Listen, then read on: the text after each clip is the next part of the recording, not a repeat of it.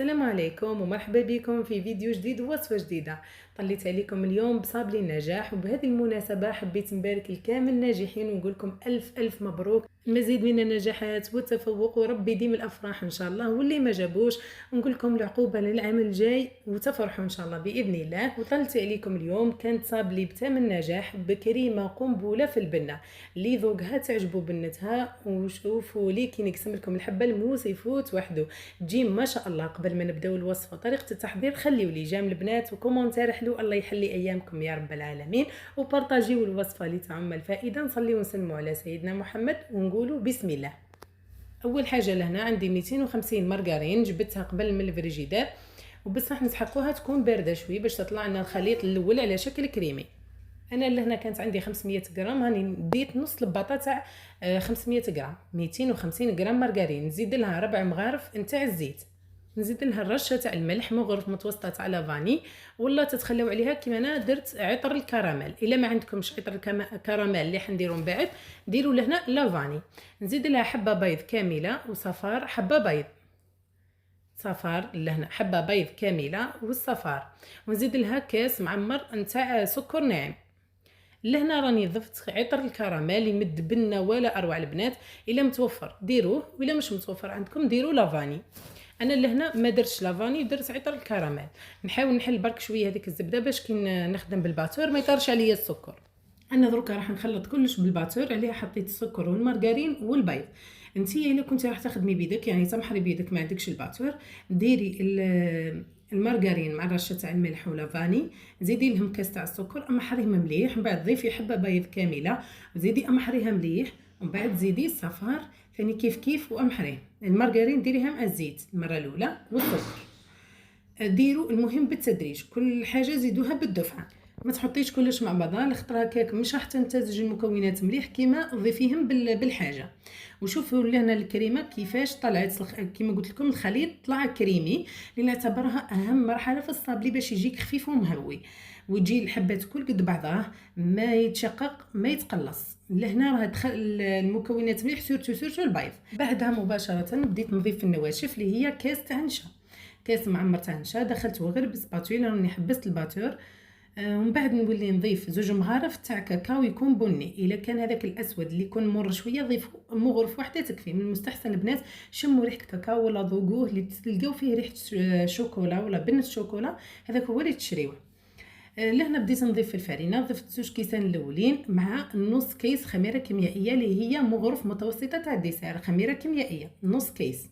وشوفوا التخليط كيفاش يكون، ما تستعملوش راحه اليد طول، ديما صابلي في اي نوع يعني قلت لكم من صابلي خلطوا باطراف الاصابع، خلطوا وصباعكم مفتوحين، غير تقلبوا تشوفوا باللي العجينه مازالت طريه زيدوا لها الفرينه. لهنا راني زدت الكاس الثالث.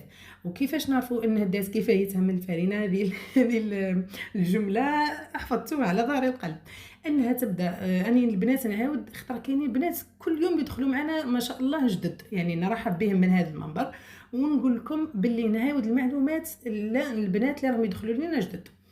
لهنا كي تبداو باللي تعرفوا باللي الصابلي تاعكم دا كفايته من الفرينه، كي يبدا يطير من الحاجه اللي راكم تخلطوا فيها ومن يديكم، في نفس الوقت تبقى طريه ما تيبسوهاش، وكيما ثاني ما تخليوهاش طريه تتلاصق في اليد. راه دات لي 3 كيسان ونص، وكاينه فرينه تشرب وكاينه اللي ما تشربش. البنات ما تتقيدوش، انا ديما نخدم بفرينه سيم تاع الباكي، خليها حوالي 5 دقائق ولا 10 دقائق قبل ما تحلي، ونبداو نحلو بين ساشي هكا باش تجينا الخدمه مفينيه وتسهل علينا، خير من نرشوا الفرينه تيبس العجينه.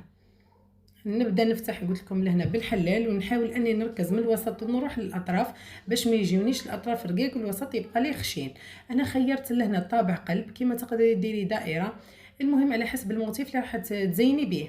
انا وكان على بالي انا دوك خدمت صابلي وخيرته شكل قلب، من بعد كي جاب لي الموتيف خيرت اني قلت كون درتو كاري خير، اختار الموتيف جاي كاري، قلت كون راني درتو كاري خير. حطيته في البلاطو اللي فرشت له بابي كويسون، كيما تقدري ترشي شويه فرينه. وشوفوا لي شيت البنات نجمعوهم غير بالساشي برك ونقلبوهم ونبداو نفتحوا، راه مش حيبانوا هذوك التشققات، ما تلموهمش بيديكم ولا تعجنوها. نحطها في فرن مسخن 4 ساعه من قبل في الرف الوسطاني على 160 درجه، تحمر شويه. انا صابلين شتي نحمرو شويه من تحت، تحبي ما تشعليلوش من فوق، تحبي تزيدي تشعليلو ينشف. تاع الكاكاو راه ما يديش بزاف وقت في الفور، ديه ليه يطيب. خليته انا برد مليح وجيت لهنا نوجد الكريمه عندنا كيله تاع زبده اوبلين، عندنا كيله تاع شاميه، وكيله نتاع المعجون نتاع المشماش.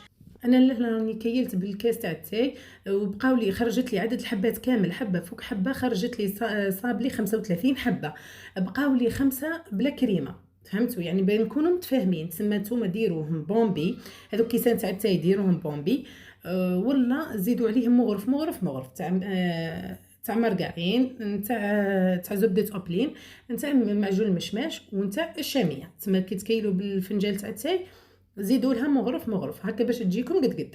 انا خلطت هذو المكونات في 3 مع بعضهم بالباتور مليح. شوفوا لي ركزوا لنا اللون كيفاه، ولا هنا اللون كي ضعف الحجم تاعها كيفاه. لازم توصلوا لهذه المرحله، ما تخلطوش غير شويه وتحبسوا، لازم تطلع مليح هذيك الزبده.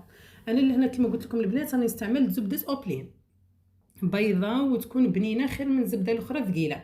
كي طلعتها خليتها تبرد شويه، مادام هي سخانه خليتها تبرد شويه باش ما تسيحش. بعد حطيتها في لابوش وبوشيتها كيما هكا شكل الصابلي تاعي، حطيت في النص طوفيه كراميل. وشوفوا باش نكونوا متفاهمين، الا كملتوا كيما هكا بهذه المرحله كيما هكا ديروا غير جدار نتاع الكريمه، وفي النص طوفيه راهي تكفيكم الفنجان تاع التاي، الكاس تاع التاي تكفيكم كريمه.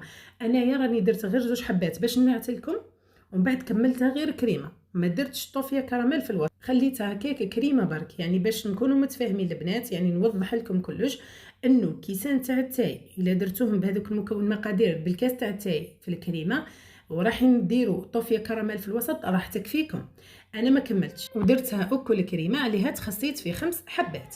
ان شاء الله تكونوا فهمتوا هذه النقطه. اللي هنا في الشيكولا بعد ما لزقتهم بالكريمه حطيتهم في الكونجيلاتور، حكموا رواحهم جمدوا مليح باش نقدر نخدم. من بعد ذوبت لهنا 3 مرصوات تاع شيكولا دادا بالحليب، زدت لها غير 2 مغارف تاع الزيت لخطرها سخانه، وليه ذوبنا وكنديروا لها 3 مغارف تاع الزيت. فهمتوا؟ 2 مغارف يكفيو. ذوبت مع حمام مائي وخليتها تخفت شويه من السخانه، وبديت نقلاصي بها في هذاك الوقت باش رحت جبت حباتي من الكونجيلاتور. كي نجبدهم البنات نحاول نفينيهم شويه بصبعي باش ما تجينيش الكريمه بلاصه طالعه وبلاصه هابطه، تجي شيكولا هابطه على مستوى واحد بين الحبات تاع الصابلي وبين الكريمه. فهمتوا؟ لهنا خليتها تنشف في الشومبرا فيها كليماتيزور، نشفت مليح، ما تحطوهاش في الفريجيدير باش ما ديرلكمش هذاك الندى. ومن بعد وليت حطيتها في الكيسات والدانتيل، وجبت لهنا الموتيف اللي قلت لكم. كان شريت الموتيف هو الاول، راني راح نديرو مربع يخرج احسن. وهذا الموتيف راه فيه اللصقه هذيك اللي من تحت، وفيه النيلو ترونسبارون من الفوق باش تنحيوه يبقى الموتيف تاعكم يلمع. فهمتوا؟ يعني بات تولهوا لها راه فيها نيلو من الفوق. اما لسعر البيع بهذا الشكل وبهذا التزيين من 8500 حتى 9000 كل منطقه كيف تحسب.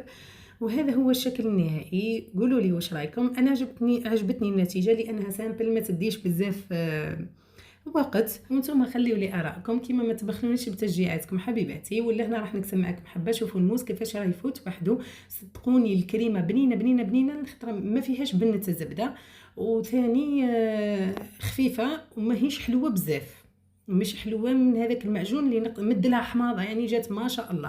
ان شاء الله تكون عجبتكم وصفه اليوم وتجربوها وتعجبكم. نقول لكم مع السلامه في وصفه قادمه ان شاء الله.